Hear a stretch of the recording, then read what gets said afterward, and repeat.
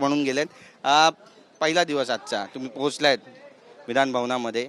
खालच्या सभागृहातून वरच्या सभागृहामध्ये तुमचा प्रवेश होतोय. निश्चितपणे एक आनंदाची भावना आहे की आता या वरच्या सभागृहामध्ये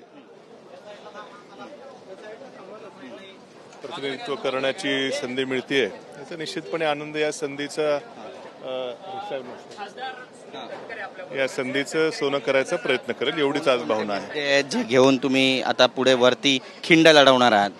आता जसे जसे मुद्दे येतील तसे तसे मुद्द्यांवरती निश्चितपणे आता मी स्थानिक स्वराज्य संस्थांचा या मतदारसंघातून आलो, त्यामुळे निश्चितपणे नगरपालिका असतील, जिल्हा परिषद सदस्य असतील, यांचे ते मुद्दे घेईलच मी. माझे ते मतदार आहेत. परंतु इतरही राज्यातले जे काही शेतकऱ्यांचे, विद्यार्थ्यांचे प्रश्न असतील ते सरकार पुढे मांडण्याची भूमिका निश्चितपणे प्रामाणिकपणे करेल. परिषदेवर तुमची वर्णी लागली, त्यानंतर जयंत पाटील साहेबांचा काही कॉल आला होता, तुम्ही त्यांना भेटायला गेला? भेटलो. मला खूप जणांनी विचारलं, भेट झाली आमची. शेवटी कौटुंबिक भेट झाली, बाकी काय विचारणा झाली त्याच्यामध्ये. शुभेच्छा दिल्या तुम्हाला, काही सल्ला दिला त्यांनी पुढे काय करायचं, कारण भाजपमध्ये नाही तसं काय विषय नाही. काय कौटुंबिक चर्चा झाली फक्त, त्या व्यतिरिक्त आता राजकीय काय विषयावर चर्चा आमची झाली नाही. भाजपमध्ये रमतंय का तुम्हाला, मन जुळतंय तिकडे?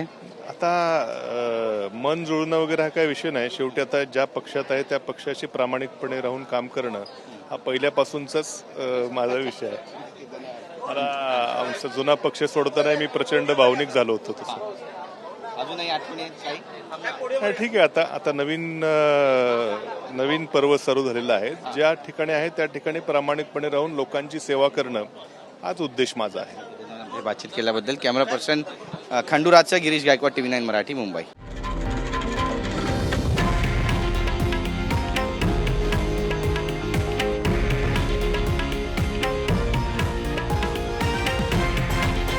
हे आहे देशातील नंबर 1 न्यूज नेटवर्क आणि आपण पाहत आहात TV9 मराठी, एकमेव.